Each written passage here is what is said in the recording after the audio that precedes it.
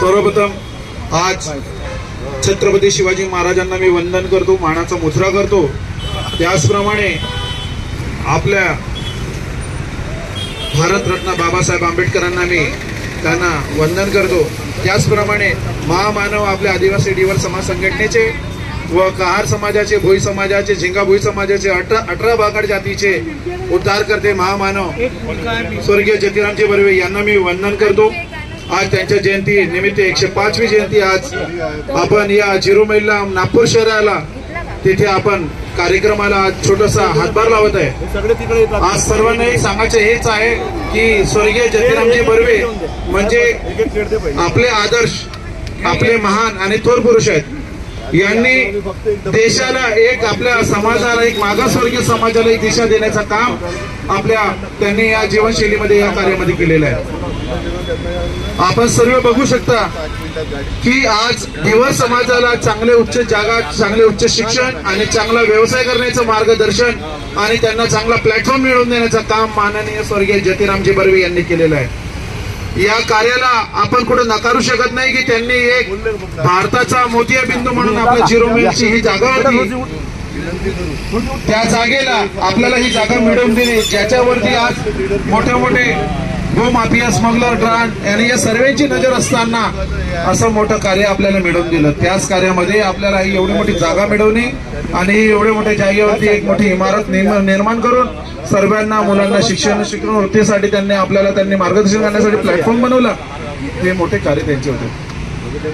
त्याचप्रमाणे आपले सर्व मित्रमंडळी, समाज बांधवांना त्यांना चांगला बोटी, झाड व त्यांना चांगला इन्शुरन्स मिळावं या पद्धतीचे कार्य होते आणि या प्रकारचे त्यांनी कार्य केले, खूप मोठं कार्य केलं त्यांनी। आणि ते ज्या घरी राहत होते ते घर सुद्धा त्यांनी तिथल्या शिकणाऱ्या लहान लहान मुलांसाठी, त्यांना शाळेसाठी त्यांनी दान दिलेलं होतं। म्हणजे कुठल्याही प्रकारे त्यांना जे त्यांच्याकडे लोभ नव्हता, कुठल्याही प्रकारे त्यांच्याकडे कुठल्याही प्रकारची त्यांची लालसा नव्हती, असे स्वर्गीय जतीरामजी बर्वे होते। आज समाजाला एक चांगला न्याय द्या आणि सर्व लोकांना मार्गदर्शन करणारे आपल्यामधून निघून गेले।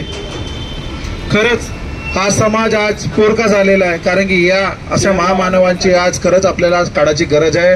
आपल्या समाजाला दिशाभूल करणारे काही लोक आहेत जे आपल्याला समाजाला खूप अंतरून भुसा करून ते त्यांना फुकडं करत आहे। अशा फुकडं करणाऱ्या या समाजामध्ये आपल्या काही लोकांना त्यांच्यापासून वाचवण्यासाठी आपल्या स्वर्गीय जतीरामजी बर्वे यांनी या धर्तीवर पुन्हा जन्म घ्यावा आणि पूर्ण जन्म घेऊन त्यांनी आणि आपल्या समाजाला चांगली दिशा आणि चांगला मार्गदर्शन करावं असं मी त्यांना भगवानाच्या चरणी विनंती करतो की स्वर्गीय जतीरामजी बर्वे आम्हाला परत द्या, परत द्या, परत द्या।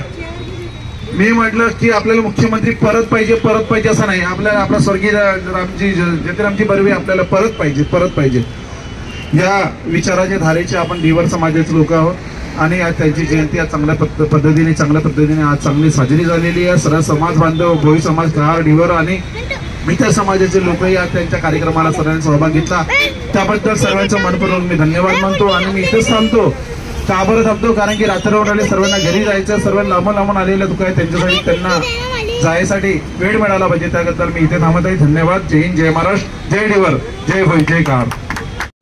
सहकार महर्षी कैलासवासी श्री जतीरामजी बर्वे आमच्यासाठी आराध्य दैवत म्हणता येतील असे श्री जतीरामजी बर्वे आणि आदिवासी धीवर संघटनेचे आपले मंगळवारी मधील सक्रिय कार्यकर्ते श्री सुरेश भाऊ शिवरकर, नगरे साहेब सोबत असलेले आणि महिला कार्यकर्ते सुद्धा आहेत, त्या सुद्धा महत्त्वाचे आहेत। युवराज भाऊ नागपुरे, धळाडीचे कार्यकर्ते आणि आता हे छोटे छोटे मुलं सुद्धा आलेत, ऐकून घ्या रे थोडस। हा जो पुतळा आहे हा जतीरामजी बर्वे साहेबांचा आहे। आपल्या समाजामध्ये आतापर्यंत फक्त एकच खासदार होऊन गेलेत, लक्षात घ्या तुम्ही, ठीक आहे। आणि आता जी परिस्थिती आहे त्यांनी त्यांच्या परीने भरपूर काही केलं। जो गरीब, वंचित मच्छीमार वर्ग होता त्यांना रोजगार मिळावा म्हणून त्यांनी मच्छीमार सोसायटीचं नेटवर्क स्थापन केलं। ही जी जागा दिसते ही पाठीमागे नागपुरातल्या मुख्याच्या ठिकाणी, या ठिकाणी त्यांनी विदर्भ मच्छीमार संघाची स्थापना केली। इथे जे कोणती बिल्डिंग होती ती आता पाळपूळ झालेली दिसत आहे।